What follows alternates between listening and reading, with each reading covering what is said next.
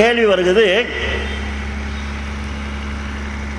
இந்த சூனியம் இருக்குது அதனால ஒரு பாதிப்பு வரலான்னு நாங்கள் ஏன் சொல்லுகிறோம்னு சொன்னால், ரசூலுல்லாஹ்வுக்கு சூனியம் செய்யப்பட்டு பழிக்கப்பட்டதா ஹதீஸ் இருக்குது, புகாரில வந்திருக்குது, முஸ்லிம்ல வந்திருக்குது, அஹ்மதுல வந்திருக்குது, நசையில வந்திருக்குது. சூனியம் சம்பந்தமான ஏராளமான விஷயங்கள் ஹதீஸ்ல வந்திருக்குது. ஹதீஸ்ல வந்ததால தான் நாங்கள் சொல்றோம். இல்லாட்டி நமக்கு என்ன தேவை இருக்குது? சூனியக்காரனோட ஏதாவது டச் வச்சுட்டு இருக்கிறோமா? நம்ம சூனியத்தை பத்தி பயம் பண்ணி நீங்க எல்லாம் போனா அவன் என்ன லாபத்தில் பங்கு தர போறாங்க? ஏதாவது தேவைக்கா நாங்கள் சொல்றோம். ஹதீஸ்ல இருக்குது அதனால சொல்கிறோம். இந்த ஹதீஸை எங்களுக்கு சொன்ன இமாம் புகாரி, முஸ்லீம், திருமதி, நசை இந்த மாதிரி இமாம்கள் எல்லாம் இந்த ஹதீஸை நம்பித்தான் எழுதியிருக்கிறாங்க. இவங்கெல்லாம் காபிரா? இவங்களுக்கு இந்த ஹதீஸை சொன்ன அறிவிப்பாளர்கள் காபிரா? அவங்களுக்கு ஹதீஸை சொன்ன தாபியங்கள் காபிரா? அவங்களுக்கு இந்த செய்தியை சொன்ன ஆயிஷா நாயகி காபிரான்னு கேட்டா,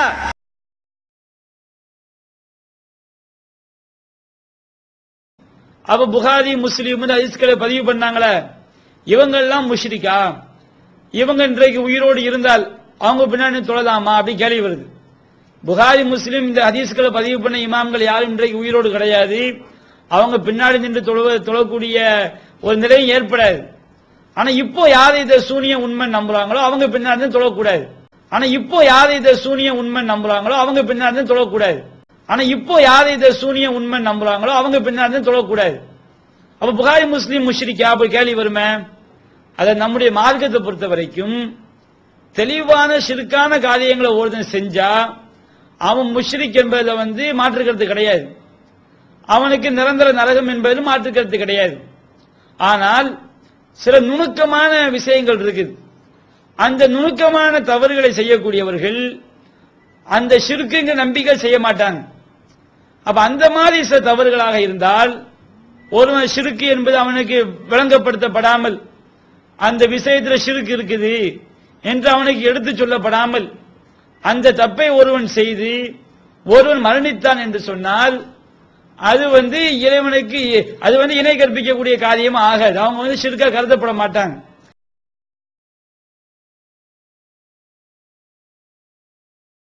அவர் புகாரியோ முஸ்லீம் அவர்கிட்ட போய் இந்த மாதிரி எந்த ஒரு ஆர்குமெண்ட் யாரும் வைக்கவும் இல்லை, அவங்கள்ட்ட இந்த கொஸ்டின் பண்ணவும் இல்லை, அவங்க எதுக்கு பதில் சொல்ல முடியாம திணறி தடுமாறி போகவும் இல்லை. எல்லாரும் அப்படி கண்டுக்கிறாக போயிட்டு இருந்தாங்க. எப்படி ரசூல் ஸல்லல்லாஹு அலைஹி வஸல்லத்துக்கு ஒரு யூதர் சொல்லி காட்டும் போது தெரிந்து கொண்டார்களோ சில விஷயங்களை, அந்த மாதிரி பல பல வருடங்களுக்கு பிறகு ஒருத்தர் ரெண்டு பேரும் ஒரு காலத்தில் சுட்டி காட்டுகிறார்கள். இப்போ ஒரு புதிய விளக்கம் மட்டும் சொல்றாங்க. என்னன்னு கேட்டா, சூனியத்தில் மறைமுகமான சிறுக்கு இருக்குதுங்கிறதை நாங்கள் ஆய்வு பண்ணி இப்ப கண்டுபிடிச்சிருக்கிறோம். அப்ப இந்த சூனியத்தில் இறைவனுக்கு இணை கற்பித்தல் எப்படி வருது என்கின்ற நுட்பமான விஷயத்தை நாம் இன்னைக்கு தெளிவுபடுத்துறோம். அப்ப இந்த சூனியத்தில் இறைவனுக்கு இணை கற்பித்தல் எப்படி வருது என்கின்ற நுட்பமான விஷயத்தை நாம் இன்னைக்கு தெளிவுபடுத்துறோம். அப்ப இந்த சூனியத்தில் இறைவனுக்கு இணை கற்பித்தல் எப்படி வருது என்கின்ற நுட்பமான விஷயத்தை நாம் இன்னைக்கு தெளிவுபடுத்துறோம். இந்த மாதிரி நுட்பமான விஷயம் புகாரி இமாமுடைய காலத்திலோ முஸ்லிம் இமாமுடைய காலத்திலோ இது அறியாத யாரெல்லாம் இதை நம்பி மரணித்தாங்களோ அவங்களுக்கு நுட்பமான விஷயம் தெளிவுபடுத்தப்படல. இத மாதிரி இறைவனுக்கு ஈக்குவல் நம்ம ஆக்குறோம் என்று தெளிவுபடுத்தப்பட்ட பிறகும் அவங்க உண்மை நம்பி தான் வச்சுக்கிடுங்க, அப்ப அவங்களையும் ஷிர்க்குன்னு தான் சொல்லிட்டு போவோம் என்று தெளிவுபடுத்தப்பட்ட பிறகும் அவங்க உண்மை நம்பி தான் வச்சுக்கிடுங்க, அப்ப அவங்களையும் ஷிர்க்குன்னு தான் சொல்லிட்டு போவோம் என்று தெளிவுபடுத்தப்பட்ட பிறகும் அவங்க உண்மை நம்பி தான் வச்சுக்கிடுங்க, அப்ப அவங்களையும் ஷிர்க்குன்னு தான் சொல்லிட்டு போவோம். ஆனா அவங்களுக்கு என்ன செய்யப்படல, தெளிவுபடுத்தப்படல. இன்னும் எத்தனை விஷயங்களை கண்டுபிடிப்பாங்களோ தெரியாது. அவங்க கண்டுபிடிச்சு சொல்றது கிடையாது. நம்ம மௌத்தா போய்த்தோம்னா நிம்மதியா இருக்கலாம். இப்ப ஆய்வு பண்ணி கண்டிருக்கிறாங்களாம். கண்ணியத்துக்குரிய சகோதரர்களே, அதை அவர்கள் சொல்லி இருக்கிறாங்களாம்.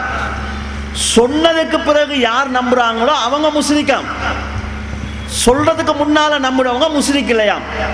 ஒரு கேள்வி கேட்கப்படுகிறது, மக்காவில் உள்ள இமாம்கள் எல்லாம் சூனியத்தை நம்புறாங்களே, அவங்களுக்கு பின்னால ஹஜ்ஜிக்கு போய் தொழலாமா, உம்ராவுக்கு போய் தொழலாமான்னு கேட்டா, அதனால சவுதியில உள்ள எனக்கு தெரிஞ்ச வரைக்கும் சவுதியில உள்ள அந்த அரபு மொழியில் இந்த வாதங்கள் எல்லாம் அவர்களுக்கு போய் இதெல்லாம் எடுத்து வைக்கப்பட்டு ஆமா சிறுக்கு தானே என்று அவங்களுக்கும் புரிந்து அதுக்கு பிறகு மனமுரண்டா மறுத்தார்கள் தெரிய வந்தால்தான் அவங்கள இந்த கணக்குல சேர்ப்போம். இல்லைன்னா அந்த யூதர் சுட்டி காட்டுறதுக்கு முன்னாடி சகாபாக்கள் எந்த நிலையில் இருந்தார்களோ அந்த நிலையில் உள்ளவர்களாக அவர்களையும், அதே மாதிரி புகாரி முஸ்லிம் போன்ற இமாம்களை அந்த மாதிரி நம்ம எடுத்துக்கொள்வோம். நீங்க அவங்கள்ட்ட சொல்லுங்க, சொன்னதுக்கு அப்புறம் அவன் நம்பலன்னா தொலை வேணாம். இப்போ அவங்களுக்கு நம்ம தமிழ்ல சொல்லியிருக்கணும், அவங்களுக்கு தெரியாது. அதனால அவங்க முஸ்லிக் இல்லை. பாவப்பட்ட ஜென்மங்கள் தமிழ் படித்ததுனால எங்களுக்கு பிடிச்ச கேடு. நமக்கு சிங்களம், இங்கிலீஷு, உருது மட்டும் தெரிஞ்சு தமிழ் தெரியாமல் இருந்திருந்தா நம்ம காவிலா இருக்க மாட்டோம், நமக்கு பின்னால் தொழுவாங்க. ஆனால் தமிழ் தெரிஞ்சது தான் நாங்கள் செஞ்ச பாவமா? தமிழ் தெரிஞ்சதுனால நாங்கள் முஸ்லிக்காக இருக்கிறோம். தமிழ் தெரியாத பள்ளியில் அவன் சிகரம் நம்பிட்டு போவான், பிரச்சனை கிடையாது. என்னன்னு பத்துவா கொடுக்குறீங்க? நாளை மறுமையில் அல்லாஹ் தஆலா ஒருத்தனை எழுப்பி, நீ சூனியத்தை நம்பினியா? நம்பினையா? அல்ல. என்ன மொழி பேசினாய்? நான் சிங்களம் தான் பேசினேன். தமிழ் தெரியுமா? தமிழே தெரியாது. சரி பரவாயில்ல, உனக்கு தெரியாது, நீ சொர்க்கத்துக்கு போ. இன்னொருத்தன் வாரான், சூனியத்தை நம்பினியா? நம்புனேன். தமிழ் தெரியுமா? தமிழ் தெரியும். அண்ணன்ட பயம் பீடி சீடி கீடி எல்லாம் கேட்கலையா? அதெல்லாம் நான் கேட்டதே இல்லையா? அல்ல. பரவாயில்ல, சொர்க்கத்துக்கு போ. கேட்காம போனதுனால அவனுக்குள்ள நன்மை. இன்னொருத்தன் வர, நான் கேட்டேன் இருந்தாலும் நம்பினேன். கேட்டதுக்கு பிறகு நம்பினியா? அப்ப நரகத்துக்கு போட்டு சொல்லுவானா? இதுல இருந்து நம்ம ஒரு விஷயத்தை விளைவிக்கலாம். கேட்காம இருக்கிற வரைக்கும் நல்லதுன்னு அவங்க சொல்றாங்க. கேட்டீங்க அவ்வளவுதான். கண்ணியத்துக்குரிய சகோதரர்களே, இது எவ்வளவு ஆபத்தான ஒரு வாதம் என்று பாருங்க. இதுக்கு அவங்க சொல்லக்கூடிய ஒரு ஆதாரம் சொல்றாங்க, ஹதீஸ். நபி ஸல்லல்லாஹு அலைஹி வஸல்லம் அவங்களுக்கு முன்னால சஹாபாக்கள் ஏதாவது ஒரு விஷயம் நடந்தால், மாஷா அல்லாஹு வசா முஹம்மத், அல்லாஹ்வும் முகமது நாடியதால் நடந்ததுன்னு சொல்லுவாங்க. சத்தியம் பண்ணுகின்ற போது வல் காபா, கௌபா மீது சத்தியமானு சொல்லுவாங்க. கனவுல யூதர்கள் வந்து சொல்றாங்க ஒரு செய்தி, சம்பவத்தை ஆதாரத்தை மட்டும் சொல்றேன். இன்னக்கும் கௌமுன் துஸ்ரிகூன், நீங்களும் அல்லாஹ்க்கு இணை வைக்கிறீங்க. எப்படி இணை வைக்கிறீங்கன்னு கேட்டா, நீங்க மாஷா அல்லாஹ் வசா முஹம்மது, அல்லாஹ்வும் முகமதின் நாடியதால் நடந்ததுன்னு சொல்றீங்க. அப்ப இது சிறுக்குத்தானே? வல் காபா, கௌபா மீது சத்தியமான சத்தியம் பண்றீங்க, அது சிறுக்குத்தானே என்று சொல்றாங்க. உடனே ரசூல் ஸல்லல்லாஹு அலைஹி வஸல்லம் சஹாபாக்களை சொல்றாங்க, இதுக்கு அப்புறம் அப்படி சொல்லாதீங்க. சொல்றதா இருந்தா மாஷா அல்லாஹ் வஹதா, அல்லாஹ் ஒருவன் நாடியதால் நடந்ததுன்னு சொல்லுங்க. நன்றி தெரிவிப்பதற்காக சொல்றதாக இருந்தா மாஷா அல்லாஹ் சும்மா சேர்த்த, அல்லாஹ் நாடியதால் நடந்தது, அல்லாஹ்க்கு பிறகு உங்க நாட்டத்துல நடந்துச்சு என்று பிறகுன்னு சொல்லுங்க. சேர்க்காதீங்க. கௌபா மேல சத்தியமானு சொல்லாதீங்க. ரப்பில் காபா, கௌபாவின் இறைவன் மீது சத்தியமானு சொல்லுங்க திருத்தி கொடுக்குறாங்க.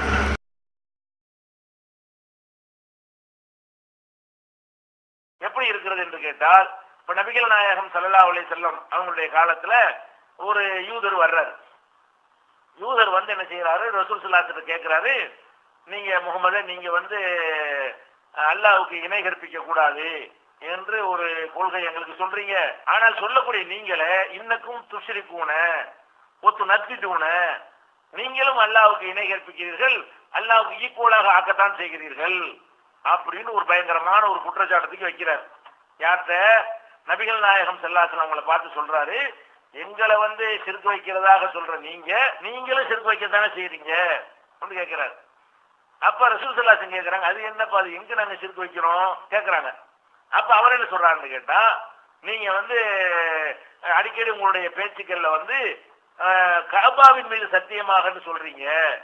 முஸ்லிம்களாகிய நீங்கள் என்ன செய்றீங்கன்னா கஅபாவின் மீது சத்தியமாக செய்றீங்க. கஅபாவும் அல்லாஹ்வும் ஒன்னா, அல்லாஹ் மேலதானே சத்தியம் செய்யணும். கஅபாவை ஒரு கட்டடத்தை போய் அல்லாஹ்வுடைய இடத்துல வைக்கிறீங்களே, இது ஷிர்க் இல்லையா? அதே மாதிரி ஒரு விஷயத்தை சொல்லும் பொழுது, நபிகள் நாயகத்தை நோக்கி முஸ்லிம்கள் பேசும் பொழுது என்ன செய்வாங்கன்னு கேட்டா, மாஷா அல்லாஹு வஷிஅத, நபியே அல்லாஹ் நினைத்ததும் நீங்க நினைத்தபடியும் நடந்து விட்டதுன்னு சொல்லுவாங்க. அவர் கேட்கிறாரு, அப்ப அல்லாஹ் நினைத்தபடியும் நீங்க நினைத்தபடியும் நடந்ததுன்னு சொன்னா, அப்ப உங்களை வந்து அல்லாஹ் உயிர்கள் ஆயிட்டாங்களே, உங்க உம்மத்தினர்கள், உங்க சமுதாய மக்கள் வந்து மாஷா அல்லாஹு வஷிஅத என்று சொல்வதன் மூலமாக இணை கற்பிக்கிறார்கள், கஅபாவின் மீது சத்தியமாக என்று சொல்லி இணை கற்பிக்கிறார்கள் ஒரு சுட்டி காட்டுறார். உடனே ரசூல் ஸல்லல்லாஹு அலைஹி வஸல்லம் செய்றாங்க, ஆஹா ஆமா, நுணுக்கமான திருசியை நம்ம கவனிக்காம விட்டோமே. உடனே ரசூல் ஸல்லல்லாஹு அலைஹி வஸல்லம் செய்றாங்க, ஆஹா ஆமா, நுணுக்கமான திருசியை நம்ம கவனிக்காம விட்டோமே. உடனே ரசூல் ஸல்லல்லாஹு அலைஹி வஸல்லம் செய்றாங்க, ஆஹா ஆமா, நுணுக்கமான திருசியை நம்ம கவனிக்காம விட்டோமே. அப்படித்தானே சொல்றாங்க, அது வரத்தானே செய்யுது, ஷிர்க் வரத்தானே செய்யுது அப்படின்னு. அவ்வளவு சஹாபாக்களுக்கு ஷிர்க்குன்னு விளங்கல. ரசூல் ஸல்லல்லாஹு அலைஹி வஸல்லம் இதை கவனிக்காம இருந்துட்டாங்க. அவ்வளவு சஹாபாக்களுக்கு ஷிர்க்குன்னு விளங்கல. ரசூல் ஸல்லல்லாஹு அலைஹி வஸல்லம் இதை கவனிக்காம இருந்துட்டாங்க. அவ்வளவு சஹாபாக்களுக்கு ஷிர்க்குன்னு விளங்கல. ரசூல் ஸல்லல்லாஹு அலைஹி வஸல்லம் இதை கவனிக்காம இருந்துட்டாங்க. இவர் சுட்டி காட்டின பிறகு என்ன செய்யறாங்க, இனிமேல் நீங்கள் என்ன செய்யுங்க, முஸ்லிம்களை நோக்கி சொல்றாங்க, இனிமேல் காபாவின் மீது சத்தியமாக என்று சொல்லாம காபாவுடைய இறைவன் மீது சத்தியமாக ஒரு ரப்பில் காபான்னு சொல்லுங்க அப்படின்னு உத்தரவு போடுறாங்க. ஃபர்ஸ்ட். ரெண்டாவது சொல்றாங்க, நான் சொன்னபடி ஒரு காரியம் நடந்துருச்சுன்னு சொன்னா மாஷா அல்லாஹ் வசித்த அப்படி சொல்லாம மாஷா அல்லாஹ் சும்மா சேர்த்தன்னு சொல்லுங்க. அல்லாஹ் நான் தான் நடந்தது, அதுக்கு பிறகு நீங்களும் நாடினீர்கள் சும்மா பிறகு அப்படின்னு சொல்லுங்க, ஈக்குவல் பண்ணிடாதீங்க என்று அவர் யூதர் வந்து சுட்டி காட்டினதை ஏற்றுக்கொண்டு ரசூல் ஸல்லல்லாஹு அலைஹி வஸல்லம் கட்டளையிடுறாங்க. இது இப்ப யூதர் வந்து கேட்டாருனால இது எங்க நடந்திருக்கு? மதீனாவுல நடந்திருக்கும். மதீனாவுக்கு போனவுடன் நினைச்சு சொல்ல முடியாது, எந்த வருஷம் நினைச்சும் தெரியல. ஆனால் மதீனாவில் நடந்திருக்கிறது. அப்ப அதுக்கு முன்னாடி 13 வருஷம் 14 வருஷ காலமாக இப்படித்தான் சஹாபாக்கள் பேசிட்டு இருந்தாங்க. எப்படி ஒல் காபான்னு சொல்லியும் மாஷா அல்லாஹ் சேத்தன்னு சொல்லினா ரசூலுல்லாஹை நோக்கி பேசிக் கொண்டிருக்கிறார்கள்.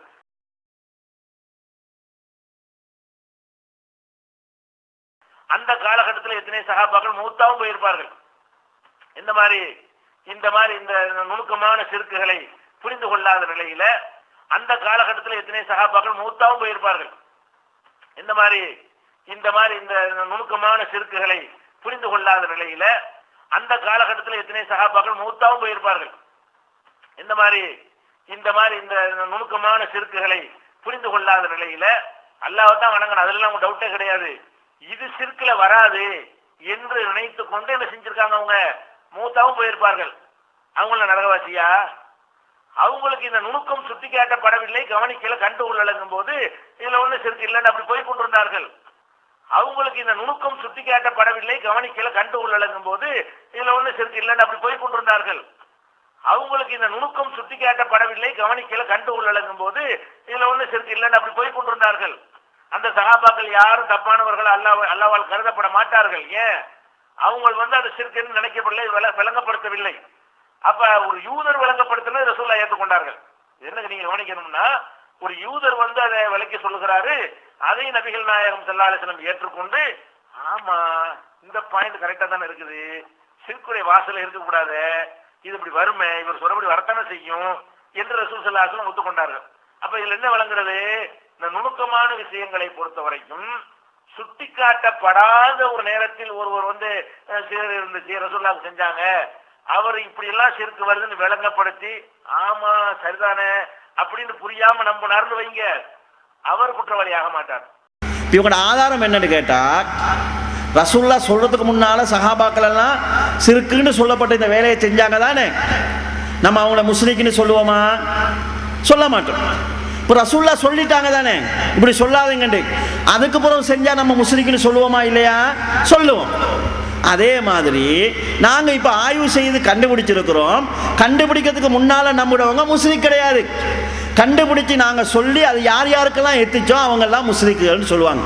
கண்ணியத்துக்குரிய சார்பிலே இதை ஏற்று சில சகோதரர்கள் பள்ளியிலே ஜமாத்துக்கு வராமல் இருக்கிறாங்க. வேணுன்று லேட்டாகி வராங்க, இவங்களுக்கு பின்னால் தொலையலாது, ஏண்டா நம்மளுடைய ஆய்வில் கண்டுபிடிக்கப்பட்டதை இவங்க நிராகரிச்சிட்டாங்க, முஸ்லிக் ஆகிட்டாங்க. அன்பின் சகோதரர்களே, நீங்கள் உங்களுடைய தலைவரை எங்கே கொண்டு போய் நிப்பாட்டி இருக்கிறீங்க? இஸ்லாமத்தினுடைய வளர்ச்சி என்ன? ரசூலுல்லாஹ் ஒன்றை தடுப்பதற்கு முன்னால் அது ஆகுமானது. சாராயம் சஹாபாக்கள் குடிச்சு கொண்டிருந்தாங்க, ரசூலுல்லாஹ் தடுக்கும் வரை குடிச்சிட்டு இருந்தாங்க. தடுத்ததுக்கு பிறகு குடிச்சா பாவம், தடுக்க முந்தி குடிச்சா பாவம் இல்லை. இப்போது ஏன் நாங்கள் அப்படி சொல்றோம் சொன்னா, தடுக்க முன்னர் வகை தடுக்கவில்லை, அல்லாஹ்வுடைய சட்டம் தடுக்கவில்லை. தடுத்ததுக்கு பிறகு குடிச்சா அல்லாஹ்வுடைய சட்டத்தை மீறிட்டாங்க, அதனால குற்றவாளி. நீங்க ஆய்வு செய்வீங்க, அந்த ஆய்வை அல்லாஹ்வுடைய ரசூலுடைய வகைக்கு சமமாக நாங்கள் வைக்க வேண்டுமா? ஒருவர் ஆய்வு செஞ்சு விட்டால் அந்த ஆய்வை ஏற்காவிட்டால் காபிராகி விடக்கூடிய சட்டம் ஒன்று வருமா? ஆய்வுகள் என்பது எதற்காக? புதிய இஸ்லாம் உருவாக்குவது கிடையாது. இன்றைக்கு ஒரு பிரச்சனை வந்திருக்குது, அதுக்கு சட்டம் சொல்லணும்னா ஆய்வு செய்யுங்க. டெஸ்ட் டியூப் பேபி ஆய்வு செய்யுங்க, கண்டான ஆய்வு செய்யுங்க. ரசூலுல்லாஹ் காலத்தில் இல்லை. சூனியம் என்கிறது ரசூலுல்லாஹ் காலம் வரைக்கும் இருந்து கொண்டு வருகிறது. அதை நம்புனா முஸ்லிக்காயிருங்கன்னு ரசூலுல்லாஹ் சொல்லல, நீங்க ஆய்வு செஞ்சு சொல்றீங்கன்னு சொன்னா நீங்க ரசூலுல்லாஹ்வோட பெரிய ஆள் ஆகிட்டீங்களா? ரசூலுல்லாஹ் சொல்லாத செய்தி நீங்க சொல்ல வந்துட்டீங்களா? ஏற்கனவே பிதத்வாதிகளை பார்த்து என்ன கேட்டீங்க நீங்க? மௌலிது இருக்குதுன்னு சொன்னா இதை சொல்லித்தராத ரசூலுல்லாஹ் குற்றவாளியா இல்லையா? அல்லாஹ்வுடைய தூதர் எங்களுக்கு இவ்வளவு நல்ல விஷயத்தை சொல்லித்தராம போயிட்டாருண்டு நபி மேல நீங்க குற்றம் சுமத்துவதா இல்லையா? கூட்டுதுவா நல்ல விஷயம்னு சொன்னா அதை சொல்லி தரலங்கிறதுக்காக நீங்க ரசூலுல்லாஹ்வை குற்றம் சொல்றீங்களா இல்லையான்னு கேள்வி கேட்டீங்களே, இதே கேள்வி உங்களை நோக்கி கேட்டு பாருங்க. சூனியம் ஒன்று ரசூலுல்லாஹ் காலத்துல இருக்குது, நம்புனா முஸ்லிக்காயிருங்கன்னு அவங்க சொல்லல. இப்ப ரசூலுல்லாஹ் அவங்களுடைய தூதுத்துவத்தை சரியா செய்யலன்னு சொல்லுவீங்களா? மார்க்கம் பூரணமாகலன்னு சொல்லுவீங்களா? இன்னும் நாங்க புதுசு புதுசா கண்டுபிடிச்சு யார காபிராக்குறது யார முஸ்லிக்காகிறது இஸ்லாத்துல புதிய புதிய சட்டங்களை கொண்டு வருவோம்னு சொல்றீங்களா? அல்யௌம அக்மல்து லக்கும் தீனக்கும்னு சொல்லி தீன் இன்னும் பூரணமாகலன்னு அல்லாஹ்வுடைய சட்டத்தை நீங்க மாத்த வாரீங்களா? கண்ணியத்துக்குரியவர்களே, எவ்வளவு மோசமான ஒரு நிலைக்கு நீங்கள் சென்றிருக்கிறீர்கள் பாருங்கள். ஒருவருடைய சுயமான ஆய்வை, அதுவும் குர்ஆன் சுன்னாவுக்கு முரணான ஆய்வை, போலி பகுத்தறிவின் மீது அணி செய்யப்பட்ட ஆய்வை ரசூலுல்லாஹ்வுடைய வஹிக்கு நிகராக நீங்கள் கொண்டு வந்திருக்கிறீங்க. ஒரு நபியினுடைய வஹி அந்த உம்மத்துக்கு ஏற்காவிட்டால் காபிராகுவாங்க.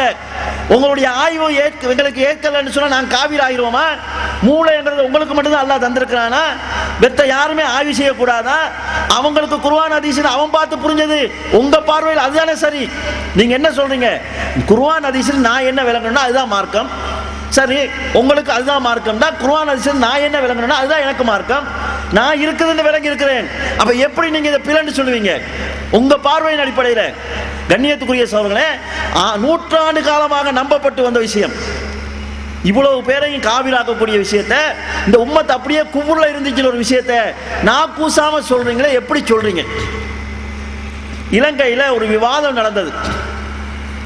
உமர் அலி என்று சொல்லக்கூடிய ஒருவர், அவருடைய சட்டம் என்னன்னு கேட்டா பையச் செய்யாதவன் எல்லாம் காபிருங்கிறது. அவரோட இவருக்கு ஒரு விவாதம் நடந்தது. அந்த விவாதத்தில் இவர் எடுத்து வச்ச பெரிய வாதமே என்னன்னு கேட்டா, ஒரு ஹதீஸ்ல நபி அவர்கள் சொல்கிறார்கள், லா தசாலு தாய்பத்து மின் உம்மத்தி அல் ஹக்கி மன்சூரா, இந்த உம்மத்தில் ஒரு கூட்டம் சத்தியத்தில் நிலைத்து இருந்து கொண்டே இருக்கும். இப்படி ஹதீஸ்ல ரசூலுல்லாஹ் சொல்றாங்க. நீங்க தான் முஸ்லீம் என்று சொன்னால், நீங்க தான் அந்த சத்திய கூட்டம் என்று சொன்னால், பையச் செய்யாதவன் காபிர் என்கிற உங்களுடைய இந்த கொள்கையை சென்ற நூற்றாண்டில் சொன்னது யாரு? அதற்கு முந்தைய நூற்றாண்டில் சொன்னது யாரு? அதற்கு முந்தைய நூற்றாண்டில் சொன்னது யாரு? காட்டுங்கன்னு கேட்டாங்க. இதே கேள்வி இவர்கிட்ட கேட்டு பாருங்க. இஸ்லாத்தில் ஒரு கூட்டம், சத்தியத்தில் ஒரு கூட்டம் நிலையாக இருந்து கொண்டிருக்கும், மாறாது. ரசூலுல்லாஹ் காலத்திலிருந்து உலகம் அழிகிற வரைக்கும் ஒரு கூட்டம் இருந்து கொண்டே இருக்குன்னு ரசூலுல்லாஹ் சொல்றாங்களே, இந்த ஹதீஸின் அடிப்படையில் சென்ற நூற்றாண்டில் சூனியம் இருக்குதுங்கிறதை நம்புவனுக்கு பின்னால் தொழக்கூடாது என்று சொன்ன ஒரு ஜமாத்தை சொல்லுங்க. தாய்பத்து மன்சூரா, அல்லாஹ்வுடைய உதவி பெற்ற அந்த ஜமாத் எங்க? அதற்கு முந்தைய நூற்றாண்டுல இருந்தது எங்க? அதற்கு முந்தைய நூற்றாண்டு இருந்தது எங்கன்னு கேட்டா, அப்ப இந்த சூனியத்துல இறைவனுக்கு இணை கற்பித்தல் எப்படி வருது என்கின்ற நுட்பமான விஷயத்தை நாம் இன்னைக்கு தெளிவுபடுத்துறோம். இந்த மாதிரி நுட்பமான விஷயம் புகாரி இமாமுடைய காலத்திலோ முஸ்லிம் இமாமுடைய காலத்திலோ இது அறியாத யாரெல்லாம் இதை நம்பி மரணித்தாங்களோ அவங்களுக்கு நுட்பமான விஷயம் தெளிவுபடுத்தப்படல. இத மாதிரி இறைவனுக்கு ஈக்குவல் ஆக்குறோம் என்று தெளிவுபடுத்தப்பட்ட பிறகும் அவங்க உண்மை நம்பி தான் வச்சுக்கிடுங்க. அப்ப அவங்களையும் ஷிர்க்குன்னு தான் சொல்லிட்டு போவோம். ஆனா அவங்களுக்கு என்ன செய்யப்படல, தெளிவுபடுத்தப்படல. இவங்களால காட்ட முடியாது. அது அவங்களே சொல்றாங்க, நாங்க தான் புதுசா ஆய்வு செய்து கண்டுபிடிச்சிருக்கிறோம். புதிய ஒரு சட்டத்தை கொண்டு வரக்கூடிய ஜமாத்து பித்அத்தான ஜமாத்தை தவிர சுன்னத்தான ஜமாத்து கிடையாது. வழிகட்ட ஜமாத்தா இருக்குமே தவிர அஸ்லான ரசூலுல்லாஹ் சொன்னார்களே தாய்பா மன்சூரா, அல்லாஹ்வுடைய உதவி பெற்ற ஜமாத் என்று அந்த ஜமாத்தாக இருக்க முடியாது என்பதை தெளிவாக நாங்கள் புரிந்து கொள்ள முடியும். அதே நேரத்தில் அந்த உமர் அலி என்கிறவர்கிட்ட இவர் இன்னொரு கேள்வி கேட்டார். என்னன்னு கேட்டா, பையச் செய்யாதவன் காபிர்னு சொல்றீங்க, காபிர் அறிவிக்கக்கூடிய ஹதீஸை ஏற்றுக்கொள்ள முடியாது. நீங்கள் சொல்லக்கூடிய இந்த ஹதீஸ்களை எல்லாம் அறிவித்தவர்கள் யார் யாருக்கு பையச் செஞ்சிருந்தாங்க? அவங்க பையச் செய்யலன்னு சொன்னா காபிர் அறிவிக்கக்கூடிய ஹதீஸை ஏற்றுக்கொள்ள முடியாது. அப்ப நீங்க எப்படி அதை ஆதாரமா காட்டுவீங்கன்னு கேட்டாங்க. இப்ப இதே கேள்வியை இவங்கள்ட்ட கேளுங்க.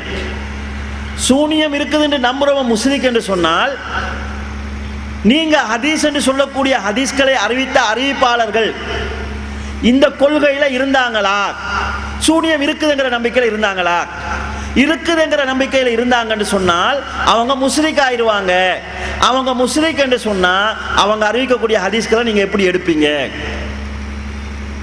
அப்ப இவர்கள் எவ்வளவு பெரிய பித்னாவுக்குள்ளையும் பிரச்சனைக்குள்ளையும் சமுதாயத்தை கொண்டு வந்து நிறுத்தி இருக்கிறார்கள் என்பதை கண்ணியத்துக்குரிய சகோதரர்களே சிந்தித்து பாருங்கள்.